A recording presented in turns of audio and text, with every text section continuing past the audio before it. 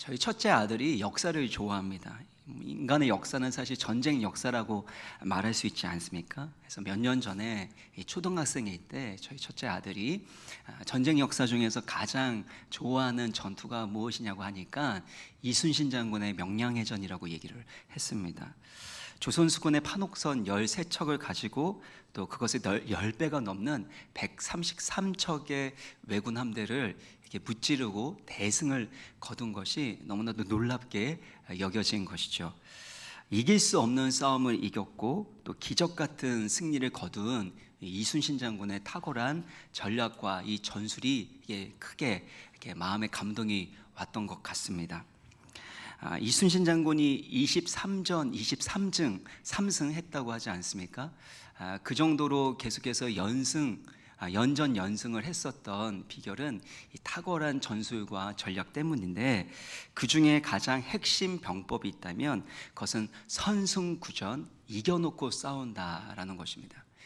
이것이 손자병법에도 나와 있는데요, 선승구전이라는 건 이기는 군대는 먼저 이길 조건을 만들어 놓고 싸운다라는 것이죠. 우리 인생을 전쟁으로 비유합니다. 또 우리의 삶의 현장을 전쟁터로 표현하기도 합니다. 그리스도인으로 살아간다라는 것은 그리스도의 좋은 군사가 되는 것이고, 또 신앙생활을 잘한다라는 것은 영적 전쟁에서 승리하는 것과 다름이 없습니다. 그런 의미에서 이길 조건을 만들어 놓고 싸워나가는 이 영적인 선승구전은 우리의 신앙생활에서, 우리의 삶에서 너무나도 필요한 것이다라는 생각이 듭니다. 오늘 성경은 여리고 전투에 대해서 말씀하고 있는데요, 이스라엘 백성들이 약속의 땅 가나안 땅으로 처음 들어가서 치르게 되는 첫 전투였습니다. 이 전투가 다른 전투보다 더 중요했었던 이유가 있다면, 이 전투가 앞으로 가나안 전복 전쟁에 있어서의 그 교본과 같은 전쟁, 오리엔테이션과 같은 이 전쟁이기 때문입니다. 그래서 이길 조건을 만들어 놓고 하나님이 싸우게 하시는 이 영적 선승구전에 대해서 여리고 전투 가운데 하나님은 담아 놓으셨음을 우리는 보게 됩니다. 그렇다면 우리가 싸우는 이 영적 전쟁에서 승리하는 전략과 비법은, 비밀은 무엇일까 살펴보는데요, 첫 번째는 믿음의 순종으로 하나님의 전쟁에 참여하는 것입니다. 믿음의 순종으로 싸워 나가는 것이죠. 옛말에 첫 단추를 잘 껴야지만 모든 것이 잘 풀린다는 말이 있습니다. 이스라엘 백성들에게 있어서도 가나안의 이 첫 전투에서 승리해야지만 사람들의, 이 이스라엘 백성들 군사들의 군사기가 올라가지 않겠습니까?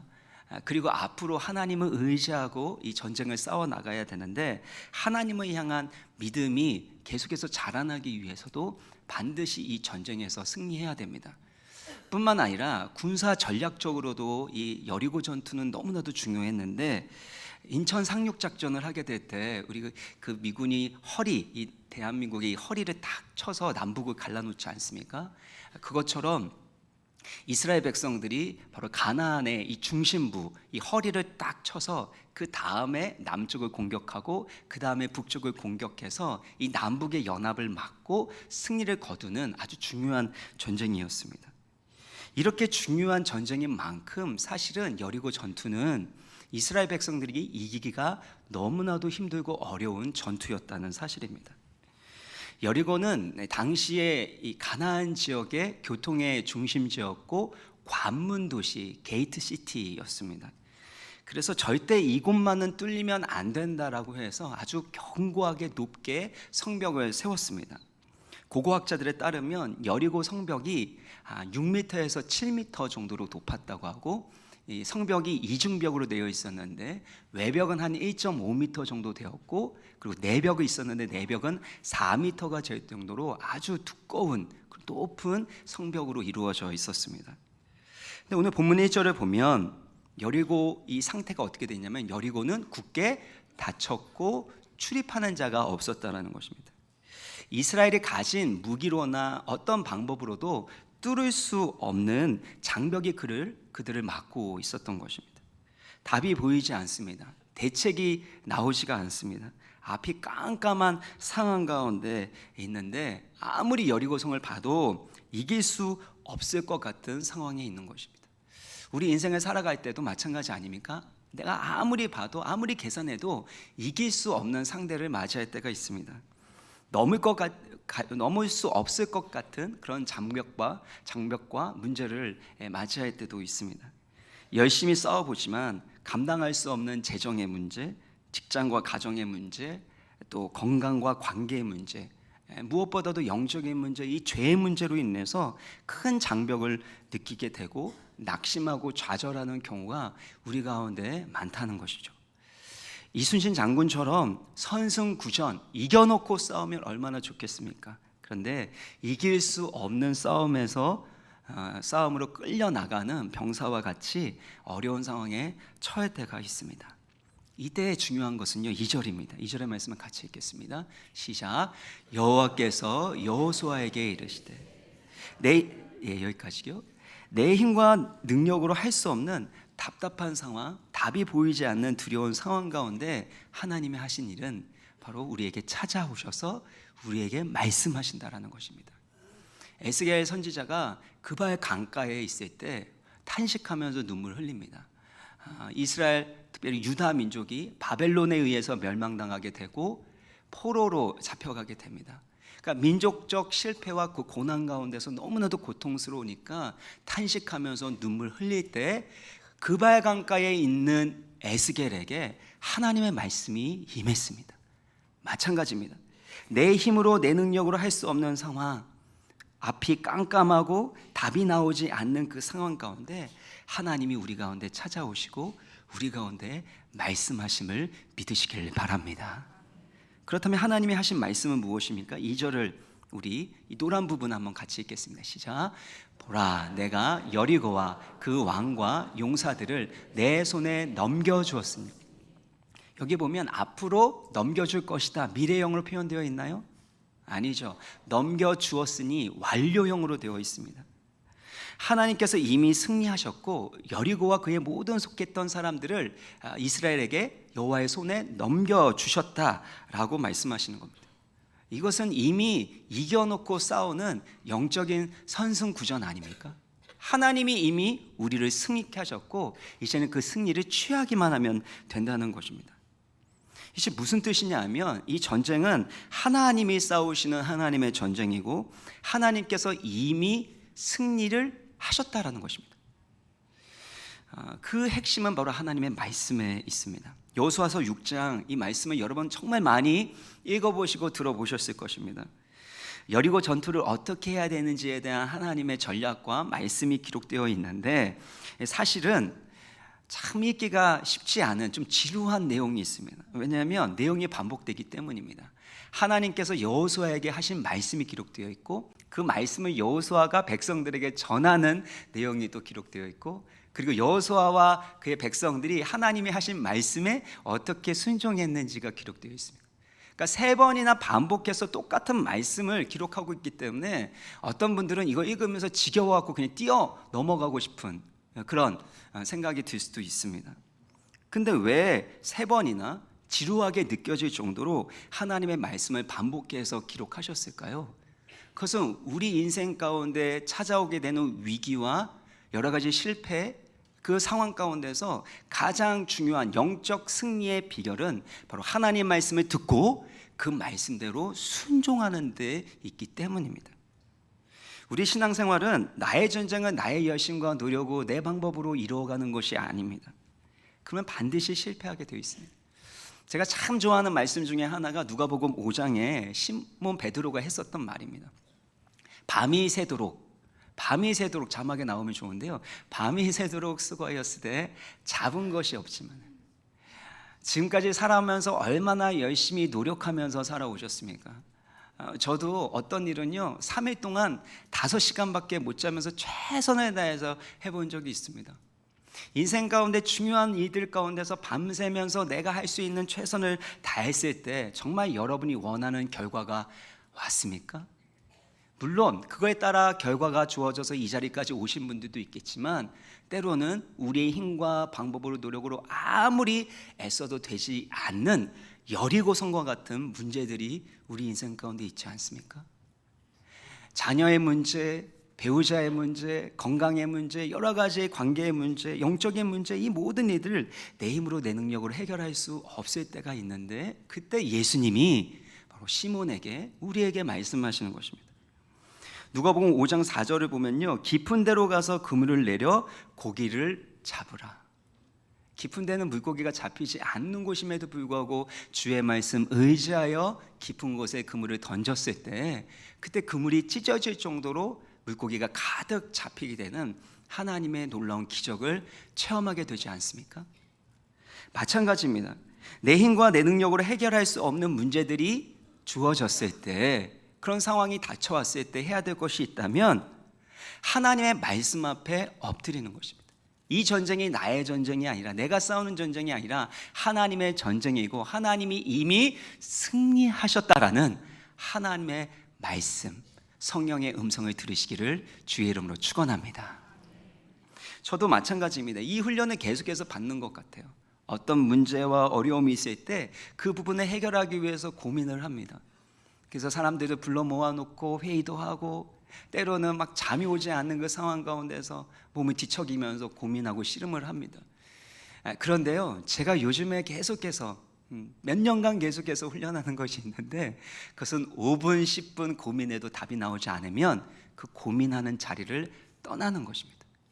하나님의 말씀 앞에 엎드려서 그 하나님께 기도하고 그 하나님의 말씀을 들으려고 하는 것. 해보니까요, 2시간 3시간 그걸 여러 차례 해도요, 답이 나오지 않습니다. 잠만 안 오고 괴롭고 예민해지고, 그래서 누군가를 힘들게 하고 괴롭히는 일들이 있더라고요. 저만 그렇습니까?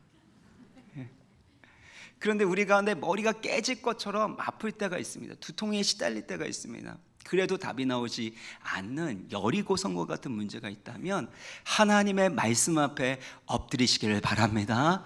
그 하나님의 말씀이 우리 가운데 주어지기 시작할 때, 그리고 그 말씀대로 순종하기 시작할 때, 하나님은 이미 우리 가운데 승리를 주셨기 때문에 영적 선승구전에 승리를 주실 줄 믿습니다. 대학교 선교단체인 CCC의 창립자 빌리 브라이트 박사님은 세계 대학생 1억 5천만 명 이상을 그리스도께로 인도하는 귀한 사역을 했습니다. 미국의 새들백 교회를 담임하고 있었던 릭 워렌 목사님이 빌리 브라이트 박사님한테 이런 질문을 했습니다. 아니, 어떻게 하나님께서 당신을 이처럼 귀하게 사용하시고 당신에게 이런 축복들을 주셨습니까? 이 질문을 하니까 이 빌리 브라이트 박사님이 얘기를 합니다. 저는 젊었을 때 하나님과 계약을 맺었습니다. 직접 계약서를 쓰고 그 밑에 서명하였는데, 이런 내용이었습니다. 바로 오늘부터 나는 예수 그리스도의 종이다. 바로 오늘부터 나는 예수 그리스도의 종이다. 그리스도의 종은 자기 마음대로 살지 않습니다. 자기 느낌이나 기분대로 내가 원하는 것을 하며 살아가는 것은 그리스도의 종의 모습이 아닙니다. 주의 말씀을 듣고 순종하는 자가 주님의 종입니다.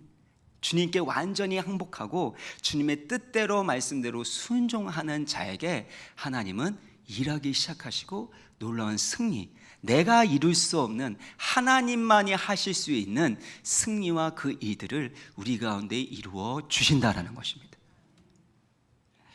만약에 내가 주인이 돼서 내 마음대로 힘껏 살아가면 일이 잘 될 것 같죠?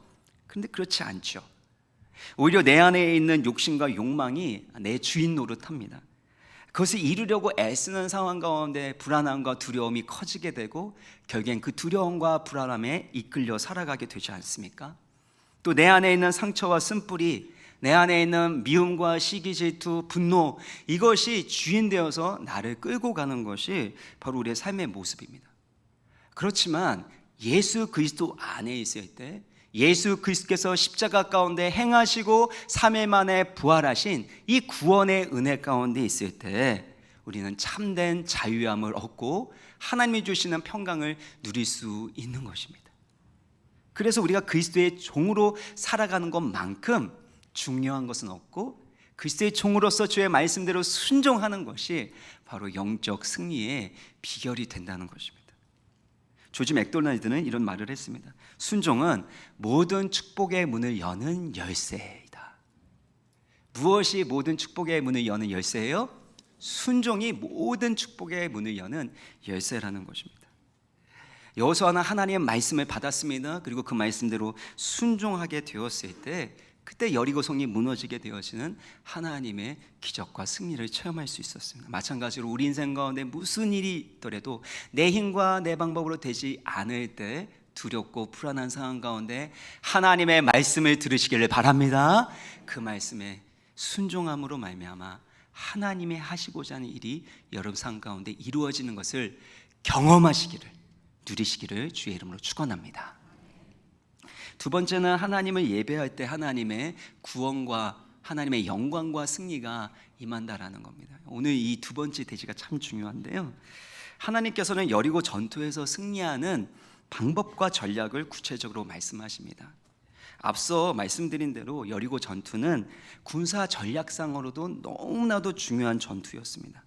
그런데 하나님은 군사 전략에 대해서, 전술에 대해서 말씀하시지 않는다는 것입니다. 3절을 보시면 모든 군사가 하루에 한 바퀴씩 여리고성을 돕니다. 이걸 엿새 동안 하게 되는 거죠. 그리고 4절을 보면 그 행렬의 중심을 보면 언약궤가 있습니다. 그 언약궤 앞에 제사장 7이 7 양강나팔을 이렇게 잡고선 앞서 나가게 되고 그 다음에 언약궤가 뒤따르게 되는 것입니다. 그리고 7번째 날에는 7바퀴를 돌고 그리고 나서 이 나팔을 불게 되는데, 이제 5절을 보시면 이때 제사장이 양강나팔을 길게 불면 이 사람들이 큰 소리로 외치는 겁니다. 그러면 이 여리고성이 무너지게 된다는 것이죠. 말도 안 되는 전략 아닙니까? 이해할 수 없는 전략을 하나님이 말씀하시는 것입니다. 그러나 하나님이 말씀하신 이 언약궤 그리고 양강나팔, 제사장, 이 모든 것은 하나님을 예배하는 것과 관련되어 있다는 것이죠. 먼저 이 7이라는 숫자를 먼저 살펴보면요, 제사장이 7명이었고 양강나팔이 7개였고 7일 동안 또 7번 돌아야 되는 이 7을 계속해서 반복하는 걸 볼 수 있습니다. 7은 완전수입니다. 하나님의 숫자라고 말할 수 있습니다. 그래서 이 7이 계속해서 반복되었다는 건 완전하신 하나님께서 그의 백성들에게 완전한 승리와 완전한 구원을 주시겠다라는 것을 상징하고 있습니다. 또 언약궤는 하나님과 그의 백성들이 맺은 언약 관계를 상징하고 있는데, 특별히 언약궤는 그의 백성을 인도하시는 하나님의 임재를 상징하고 있습니다. 그래서 6절을 보면 이 같은 8절하고 같은 말씀인데, 여호와의 언약궤 앞에 나아가라고 했는데 8절에 뭐라 그래요? 여호와 앞에 나아가라 말씀하죠. 그러니까 여호와 언약궤 앞에나 여호와 앞이나 동일한 거냐. 왜냐하면 여호와의 언약궤는 영광스러운 하나님의 임재를 상징하고 있기 때문입니다. 그리고 나팔을 불게 되는데, 보통 나팔은 전쟁하게 되어질 때 은나팔을 상징하고 불었습니다. 근데 여리고 전투에는 이 은나팔을 불 게 아니라 쇼파르라고 해서 양강나팔을 불고 있습니다. 절기를 시작하게 되어질 때 이때 나팔을 불게 되고요, 특별히 하나님의 시내산에 강림하실 때, 그 빽빽한 구름과 연기 가운데 강림하시게 될 때 하늘로부터 나팔이 울려 퍼지게 됩니다. 그러니까 언약궤도 하나님의 임재를 상징하는 거고, 나팔도 결국엔 하나님이 임재하셨다라는 것을 의미하기 때문에 언약궤를 맨 것, 그리고 나팔을 부는 것 모두 다 전쟁의 왕이신 하나님께서 이곳에 임재하셨다라는 것을 의미하고 있습니다. 그러니까 이 모든 예배의 행위를 통해서 그들이 선포하는 것은 왕이신 하나님께서 이 전쟁의 주인이 되시고 이곳 가운데 임재하셔서 약속하신 승리를 주실 것입니다 라는 것을 찬양하고 예배하고 있는 것입니다. 그래서 시편 95편 1, 2절 보면 이 외치는 것에 대해서 표현하는데, 이 외친다라는 것은 결국엔 하나님의 영광과 그 구원을 찬양하는 것과 관련되어 있는 것을 볼 수가 있습니다. 그래서 나팔을 불고 그리고 큰 소리로 외치는 것은 왕 중의 왕이신 하나님께서 이곳에 임재하셨고 영광 가운데 다스려 주십니다. 반드시 영광의 하나님이 이곳에 임재하셔서 여리고성을 무너뜨려 주시고 우리 가운데 승리를 주실 것입니다 라는 믿음의 선포와 함께 하나님을 찬양하고 예배하고 있는 것입니다. 근데 여기에서 우리가 주목해야 될 것은 여리고 전투가 사실은 요단강이 갈라지게 되는 놀라운 기적을 재현하는 것과 같다는 것입니다. 요단강을 건너게 될 때 여러분 생각해 보세요. 무엇이 중심이 됩니까? 언약궤를 맨 사람, 하나님의 영광스러운 임재를 상징하는 언약궤를 맨 사람이 요단강물을 밟았을 때 갈라지는 기적이 일어나게 됐습니다. 그리고 요단강에 그 건너갈 때는요, 여리고 전투와 동일하게 새벽 일찍이 일어나게 되고 그 일을 합니다. 그리고 더욱이 7절을 보면 여기에서 나아가서라고 되어 있는데, 또 나아갈지라, 이게 히브리어로는 아바르입니다. 근데 이 아바르가 왜 중요하냐 하면 요단강을 건너가다라고 했을 때가 아바르입니다. 여호수아서 3장 17절 보면 여호와의 언약궤를 맨 제사장들이 요단강을 밟았을 때 이것이 갈라지게 되지 않습니까? 이때 건너갔다라는 것이 아바르이고, 이 아바르라는 단어가 여호수아 3장부터 5장까지 그때 20번이 넘게 사용되게 됩니다. 그러니까 요단강을 갈랐던 하나님의 놀라운 능력과 기적이 바로 이 여리고 전투 가운데 이루어진다는 거죠. 그래서 7절을 문자적으로 번역을 하면 여리고 성을 건너가라는 겁니다. 요단강을 하나님의 영광스러운 임재 가운데 갈라짐으로 말미암아 건너갔던 것처럼 여리고 성이 하나님의 영광이 임함으로 말미암아 갈라질 것이고, 그 여리고 성을 너희가 건너가게 될 것이다 라고 하나님 말씀하고 계시는 것입니다. 사랑하는 여러분, 생각해 보세요. 요단강물이 갈라진 것이 무엇 때문이었습니까? 하나님의 영광을 상징하는 언약궤를 메고 있었던 제사장들이 그 요단강을 밟았을 때이죠. 그러니까 하나님의 영광이 임하면 요단강이 갈라졌던 것입니다. 하나님의 영광이 임하면 도무지 뚫을 수 없는 그 여리고 성과 같은 문제들이 모두 다 무너져 버리고 그 여리고 성의 전투 가운데서 승리할 수 있다는 것을 가르쳐 주시는 것입니다. 좀 더 쉽게 표현을 하면은요, 여러분, 영광이라는 히브리어 단어가 카보드입니다. 카보드. 따라해 볼까요? 카보드. 카보드가 무슨 뜻이냐면 무겁다라는 뜻입니다. 무겁다. 왜 영광이 무겁다라고 표현이 되었을까? 보통 금이나 은이나 이런 아주 귀중한 것들은 무게를 달아서 측정하지 않습니까? 그래서 은과 금이 무거울수록 어떤 거죠? 더 가치 있고 값지고 영광스러운 것이죠. 그래서 영광은 무거운 것입니다. 그래서 하나님의 영광이 무겁기 때문에 임하게 되면 어떻게 될까요? 흔들리는 거죠. 예를 들면 여러분 의자를 앉을 때 여러분 가벼우신 분들은 의자가 조금도 흔들리지 않습니다. 죄송하지만 무게가 조금 난다고 하면, 저희는 따로따로 이렇게 되어 있지만 만약에 같이 되어 있는 장의자에 앉게 되면 누군가가 무거우신 분이 앉으면 흔들립니다. 하나님의 무거운 영광이 임하면 이렇게 흔들리는 거예요. 출애굽기 19장 19절을 보면 하나님이 영광 가운데, 그 불 가운데 강림하십니다. 그때 나팔소리, 하나님의 임재를 상징하는 나팔소리가 울려 퍼지게 되죠. 그때 무슨 일이 일어나요? 온 산이 크게 진동하죠. 왜냐하면 무거운 하나님의 영광이 임했고, 그 하나님이 얼마나 영광스러운지를 상징적으로 보여주기 위해서 온 산이 크게 진동하는, 지진이 일어나는 역사가 일어나게 되었던 것입니다. 마찬가지입니다. 하나님의 무더운 영광이 우리 가운데 임하게 되어질 때 우리 인생의 여리고성과 같은 모든 문제들이 모두 다 허물어지고 무너져 내버려버리고 하나님 주신 승리를 경험하게 될 줄 믿으시길 바랍니다. 바울과 실라가 아시아에서 복음을 전하게 되어질 때, 바울은 먼저 나왔습니다. 좀 이따가 나와주세요. 마게도냐 이 환상을 보게 됩니다. 그래서 유럽의 선교의 문이 열리게 됩니다. 빌립보로 가서 루디아를 만나고, 그래서 첫 빌립보 교회가 세워졌는데, 그때 귀찮게 따라오는 귀신 들린 여종 하나가 있었습니다. 너무나도 복음 증거하는데 반대가 돼서 결국엔 그 귀신 들린 것을 쫓아주고 또 치료해 줬더니, 그에 관련된 이익을 보던 사람이 이 바울과 실라를 고소하고, 결국에는 바울과 실라는 심한 매질을 당하게 되고 감옥에 갇히게 되었습니다. 얼마나 억울하고 원통하겠습니까? 하나님이 이런 고통을 주시는 이유가 무엇일까? 내가 아시아에 복음 전하기 원했는데 하나님이 인도하셔서 이 유럽 와서 복음을 증거했는데 왜 내 가운데 이런 고통과 아픔이 있어야 되는가?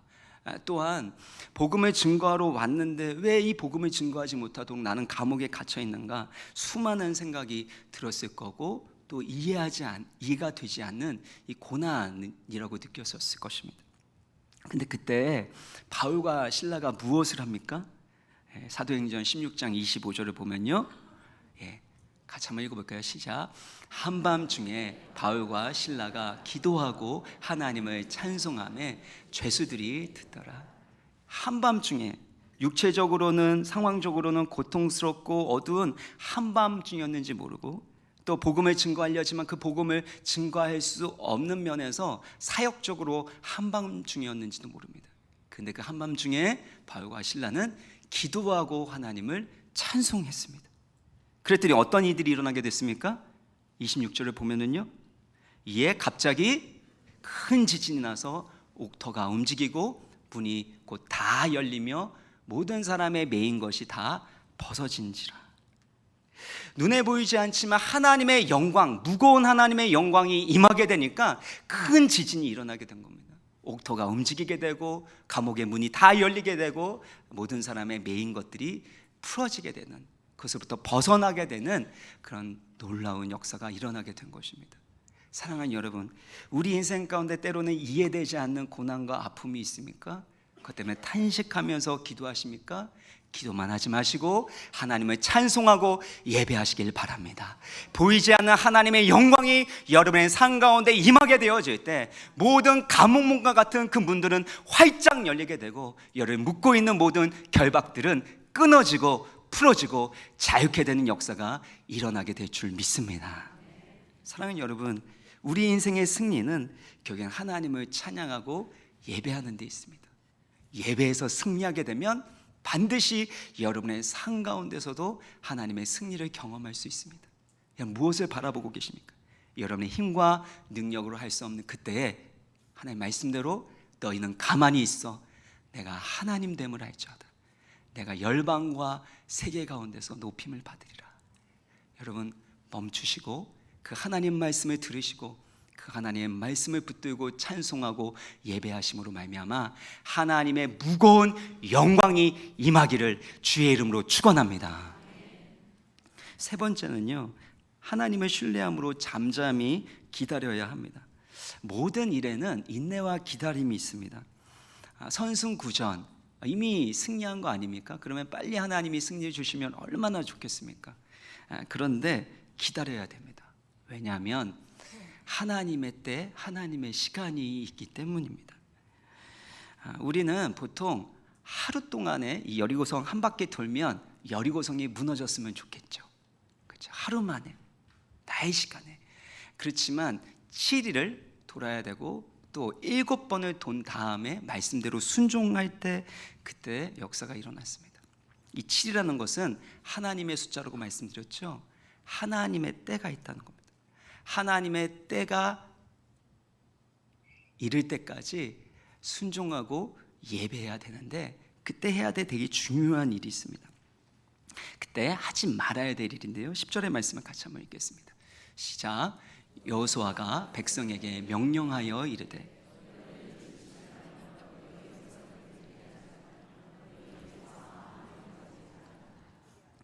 세 번이나 사실 반복해서 말씀을 하지만 사실 같은 말입니다. 침묵해라, 말 조심해라. 침묵해라, 말 조심해라. 왜 하나님이 하시는 그 이들 전에 침묵하래 하라, 말 조심하라고 말씀하셨을까요? 그것은 우리의 말이 하나님의 역사를 회방하고 방해할 수 있기 때문입니다. 이스라엘 백성들이 12정탐꾼을 보냈죠. 그리고 나서 10정탐꾼은 와가지고는 부정적인 얘기를 합니다. 물론 하나님의 말씀대로 언약의 땅, 약속의 땅입니다. 젖과 꿀이 흐르는 땅이지만 거기에는 큰 거민들이 살고 있고 또한 견고한 성읍이 있어서 그들을 이길 수는 없습니다. 그들 보기에 우리는 메뚜기와 같습니다. 그러니까 애굽으로 그냥 돌아가는 게 낫습니다 라고 하나님을 향하여 반역의 그 말들을 계속해서 했습니다. 그때 민수기 14장 28절을 보면 너희 말이 내 귀에 들린 대로 내가 너희에게 행하리니. 그러니까 우리가 하고 있는 그 말대로 하나님이 우리 가운데 이루어 주신다라는 겁니다. 우리가 하나님을 사랑하고 하나님의 뜻대로 순종한다고 말하지만 사실 우리의 신앙 상태를 점검할 수 있는 아주 중요한 하나의 측정 도구가 될 수 있는 것은 바로 우리의 입술입니다. 내가 얼마만큼 축복의 말을 하는가, 얼마만큼 믿음의 말을 하는가, 사랑의 말을 하는가, 아니면 내 가운데 부정적인 불신앙의 말을 하고 비판의 말을 하고 또 누군가를 비난하는 말을 하는가, 이런 거에 따라 결정되어 있다라는 것이죠.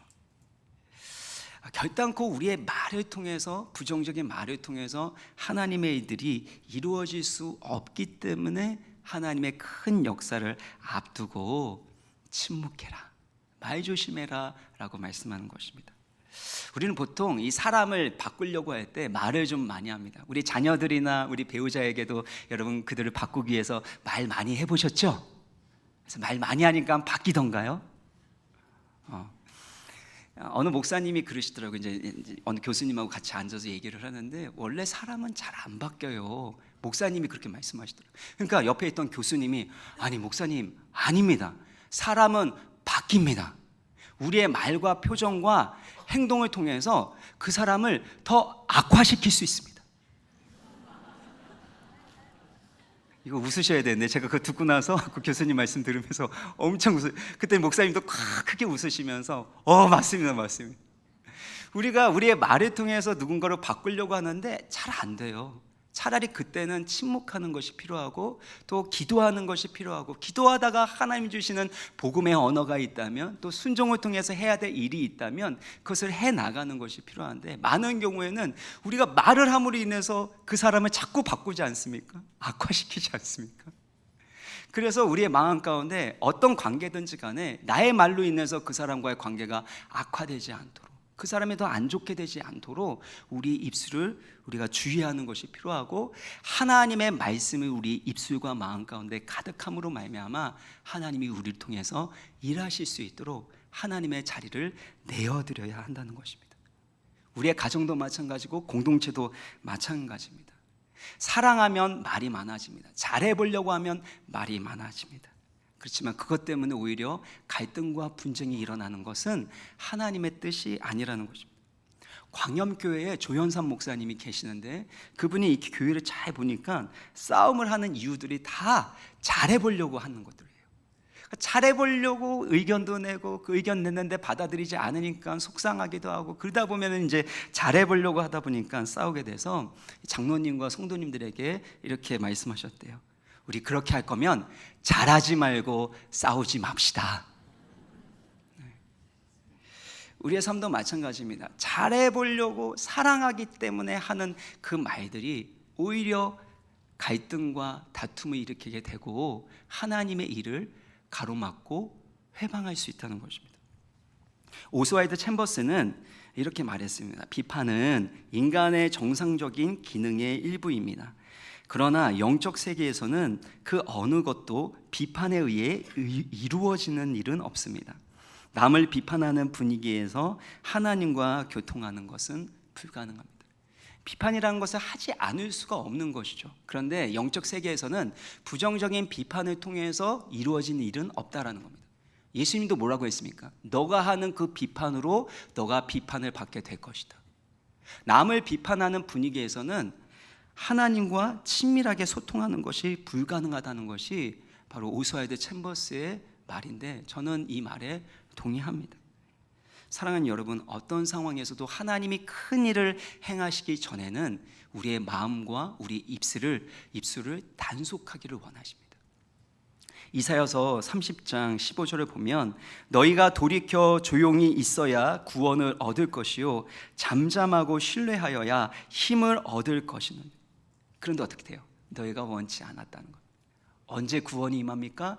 조용히 있을 때, 잠잠하고 신뢰하게 될 때 하나님이 우리 가운데 힘과 능력과 지혜와 승리를 주실 줄 믿으시길 바랍니다. 그래서 하나님의 이 승리를 누리기 위하여 그 임재 가운데 거하셔야 돼요. 너희는 가만히 있어, 내가 하나님됨을 알지어다. 근데 왜 이들로 하여금 침묵하면서 걸어가게 했을까? 또 다른 이유 중에 하나는요, 좀 묵상 중에 이런 깨달음이 왔습니다. 하나님이 행하신 일들을 기억하고 그 말씀을 묵상하라는 것입니다. 여러분, 말없이 한번 걸어보시겠어요? 말없이 걷다 보면 생각을 하게 됩니다. 철학자들은 보통 조용히 산책하면서 사색하는 시간을 갖기 때문에 철학과 산책은 동지적 관계라고 표현을 했습니다. 그래서 책을 읽고 나서 그리고 나서 계속해서 걷는 거죠. 생각하는 거죠. 또 신앙의 거장들도 산책을 하면서 하나님의 임재를 경험했고 그렇게 기도하는 것을 볼 수 있습니다. 이스라엘 백성들도 마찬가지입니다. 이스라엘 백성들이 처음에는 아무 생각 없이 그냥 걸었을 거예요. 근데 말을 하지 않고 걷다 보니까 내가 왜 이걸 걸어야 되지? 말도 안 되는 일을 왜 내가 해야 되지? 라고 하면서 여호수아를 통해서 주신 하나님의 말씀을 생각하고 또 묵상했을 것입니다. 그리고 걷다 보면 그동안 그들이 광야의 길을 걸었던 것을 생각하게 될 것입니다. 그들이 어떻게 하나님의 돌보심을 받았고 여기까지 왔는지 그 은혜를 묵상하지 않았을까요? 뿐만 아니라 요단강을 어떻게 건너가게 됐는지, 그리고 이번에는 어떻게 여리고성을 건너가게 될지를 생각하지 않았겠습니까?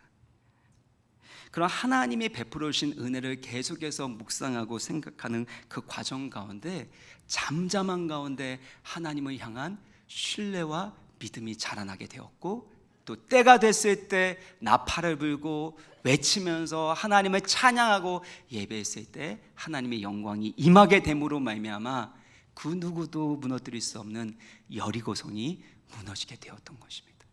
마찬가지입니다. 사랑하는 여러분, 우리 인생 가운데 어떤 문제가 있든지 간에 하나님의 신실하심과 그 영광을 바라보고 그 하나님을 찬양하고 예배하시기를 바랍니다. 내 생각으로 이해되지 않을지라도 주의 말씀대로 순종하시기를 바랍니다. 그럼 반드시 하나님이 승리를 주시는 것입니다. 말씀을 마무리 짓겠습니다. 16절의 말씀 끝부분을 보면은요, 외치라 여호와께서 너희에게 이 성을 주셨느니라. 이미 하나님은 승리하셨고 또 그 승리를 우리 가운데 주신다고 약속하기 때문에 나팔을 불고 외치고 찬양하고 예배하라고 말씀하고 있죠. 이것이 우리 가운데 주어진 영적 선승구전 아니겠습니까? 예수 그리스도로 말미암아 예수 그리스도께서 우리의 죄를 대신하여 십자가 달려 죽으심으로 말미암아 모든 죄악의 여리고성이 무너진 줄 믿습니다.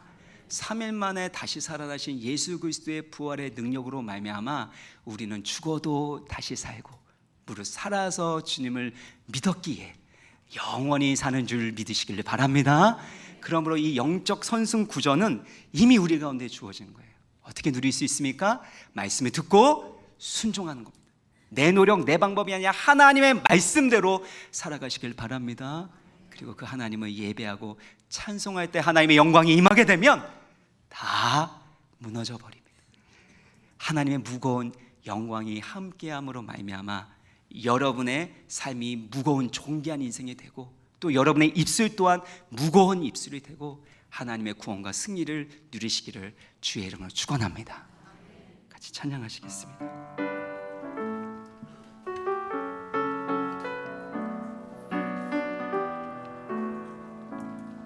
주의 임재 앞에 잠잠해. 주의 임재 앞에 잠잠해. 주 여기 계시네.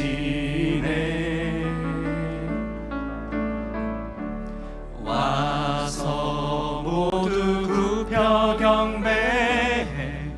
신령과 진리로 순결하신 주님, 순결하신 주님, 거룩한 존전에 주의 임재 앞에 잠잠해. 주의 임재 앞에 잠잠해. 주 여기 계시네. 주 여기 계시네. 주의 영광 앞에 잠잠해.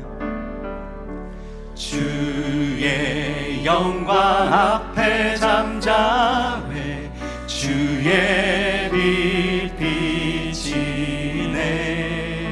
거룩한 불 태우시며 거룩한 불 태우시며 영광의 관 쓰네. 주 영광 주 영광 찬란해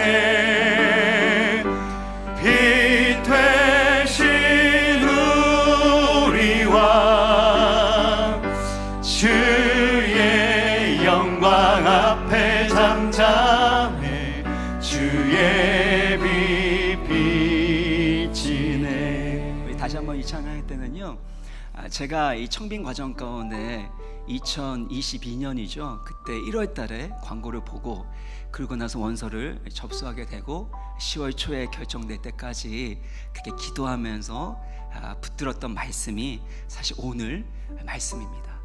그리고 제가 서울에서 여기 봉담으로 한 15번 이상은 됐던 것 같아요. 12번에서 15번 이상 됐었던 것 같은데, 그때 제가 가장 많이 찬양하면서 그렇게 예배하면서 불렀던 찬양이 바로 이 찬양입니다.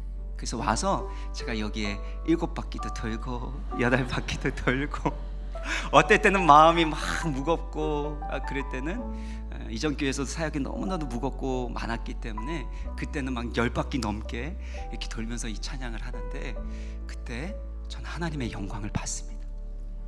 여러분 인생 가운데 어떤 여리고성과 같은 문제가 있다 할지라도, 내가 도무지 이길 수 없는, 도무지 내가 뚫을 수 없는 장벽이라고 할지라도 그 하나님의 임재 가운데서 하나님을 예배하게 되면 그 무거운 하나님의 영광이 임하게 되고, 우리가 그 하나님의 영광을 보게 되면 모든 문제는 하나님의 은혜와 능력으로 말미암아 해결될 줄 믿습니다.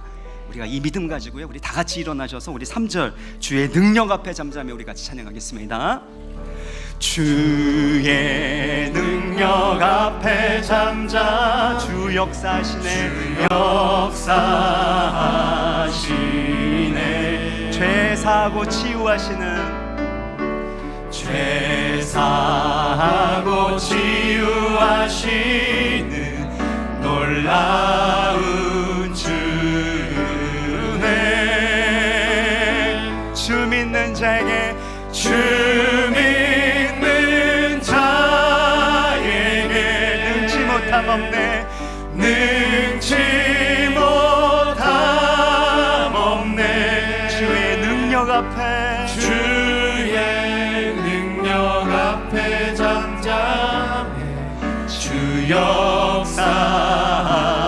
주 믿는 자에게 능치 못함 없네, 주 믿는 자에게 능치 못함 없네, 능치 못함 없네. 주의 능력 앞에, 주의 능력 앞에 잠잠해 주 역사. 주 영광 찬란해, 주 영광 찬란해, 주 영광 찬란해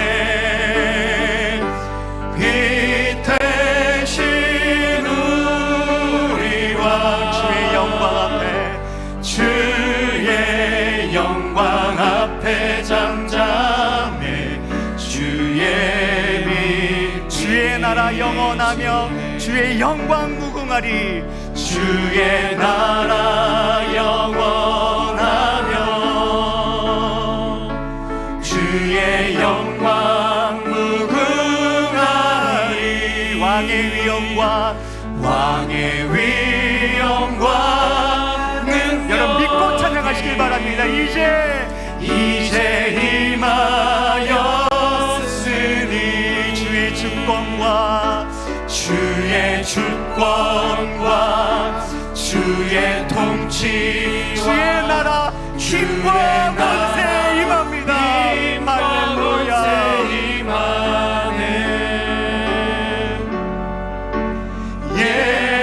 예수 하나님의 영광, 하나님의, 우리 다시 한번 찬양합니다. 주의 나라 영원하며, 주의 나라 영원하며, 그의 영광 무궁합니다. 그의 영광 무궁한 왕의 위엄과 능력이 이제 임하였습니다. 믿음으로 찬양하십시오. 믿음으로 찬양할 때 하나님의 영광이 임합니다. 이제 임하였으니 주의 주권과 주의 주권과 주의 통치와 주의 나라 힘과 권세 임하네. 할렐루야 예수. 하나님의 영광. 인생을 살아가면요, 참 말도 안 되는 이들을 맞이할 때가 있습니다. 그 여리고성과 같은 그 장벽을 맞이해서 도무지 뚫고 갈 수 없을 것 같고 도무지 이길 수 없는 상대를 만난 것 같을 때, 그때 하나님의 말씀이 여러분 가운데 임합니다. 아니, 지금 하나님의 말씀이 여러분 가운데 임한 줄 믿습니다.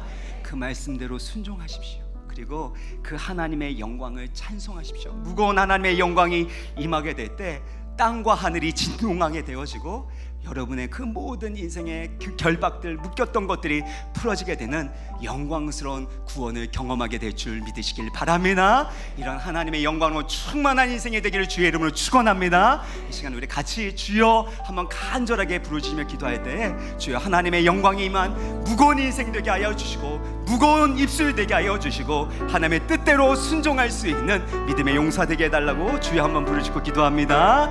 주여. 아버지 하나님 감사합니다. 아버지께서 우리에게 주신 아버지 귀한 말씀을 통해서 하나님의 영광 앞에 주의 힘자하는 아버지, 다른 어떠한 길이 아니라 오직 하나님 믿음으로 순종하며 나아가는 것입니다. 우리에게 다시 깨닫게 하시니 감사합니다. 아버지, 정말 주님을 찬양하고 주님의 예배하는 삶이야말로 아버지 진정으로 아버지의 말씀에 우리가 순종하며 살아가는 삶의 첫걸음이 되는 것임을 우리가 기억하면서 특별히 아버지 말씀을 묻고 아버지 우리가 걸음을 내디딜 때 온전히 정말 주님 아버지께서 우리를 감옥을 열어주시고 아버지 그 역사대로 우리가 바라보며 나아갈 수 있도록 주님 함께하여 주시옵소서. 주님의 역사하심, 그 영광을 임하게 하여 주옵소서. 아버지 살아갈 수 있는 그 영광을 바라볼 수 있는 믿음의 눈이 열리게 하여 주옵소서. 삶 속에서 아버지 그러한 길을 열어주시며 온전히 하나님의 살아계신 주님 그 경험하며 바라보며 나아갈 수 있는 아버지 그러한 귀한 우리 마음을 아버지 성도될 수 있도록 주님께서 함께하여 주시옵소서. 그래서 아버지 우리 모두가 정말 하나님의 임재 정말 가운데서 하나님의 아버지 말씀을 무너지지 않을 그 것처럼 보이는 그 말씀대로 모든 순종하는 자가 불가능의 되게 하여 역사가 주옵소서. 가능케 되는 내가 그 놀라운 순종하기를 은혜가 원합니다. 이 밤 비춰지게 내가 되는 것을 예배하기를 보게 원합니다. 주시옵소서. 내가 그 잠잠하기를 역사가 원합니다. 그날의 그 주님 놀라운 기적이 말씀하신 아버지 줄 오늘날 이 시대를 살아가는 우리 이렇게 가운데 순종케 하여 주옵소서. 주님 함께 아버지 하여 하나님, 인간 주시옵소서. 능력과 그래서 아버지 정말 우리의 능력과 우리 힘이 아니라 오직 아버지 하나님 한 분만을 붙들고 의지하며 나아갈 때 주님이 보시는 능력으로 승리하는 역사 함께 하여 주시옵소서. 자비로우신 영광의 하나님 아버지, 우리 인생 가운데 때로는 내 힘과 능력으로 할 수 없다고 느끼는 때가 있습니다. 좌절스럽고 낙심케 되는 상황이 닥쳐오게 될 때, 그때 우리 가운데 임하는 하나님의 말씀 듣게 하여 주옵시고, 그때마다 하나님을 예배함으로 말미암아 무거운 하나님의 영광이 임하게 하여 주옵소서. 우리의 힘과 방법으로 뚫을 수 없는 여리고성과 같은 문제가 아버지 허물어지게 하여 주시고, 감옥에 갇힌 것 같고 우리가 사슬에 묶여있는 것 같은 그 결박들이 바로 예수 그리스도의 구원의 영광, 십자가와 부활의 영광이 임함으로 말미암아 풀어지게 되는 승리와 구원을 경험케 하여 주옵소서. 하나님께서 닫으면 열 자가 없고 하나님께서 여시면 닫을 자가 없는 줄 믿습니다. 굳게 닫혀있는 여리고성의 문이 열리게 하여 주실 줄 믿습니다. 아니, 그 여리고성과 같은 그 문이 무너지게 될 줄 믿습니다.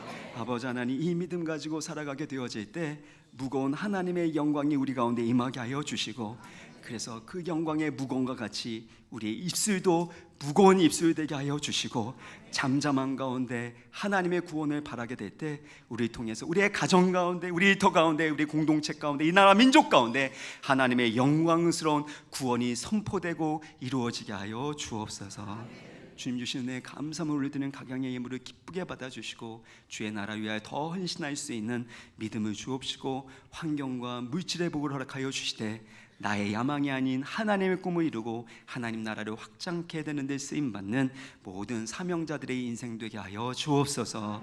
환우들을 치유하여 주시고 놀라운 하나님의 생명과 소망의 길로 인도하여 주시기를 원하옵고 우리의 영광과 생명이 되시는 예수 그리스도의 이름으로 기도합나이다.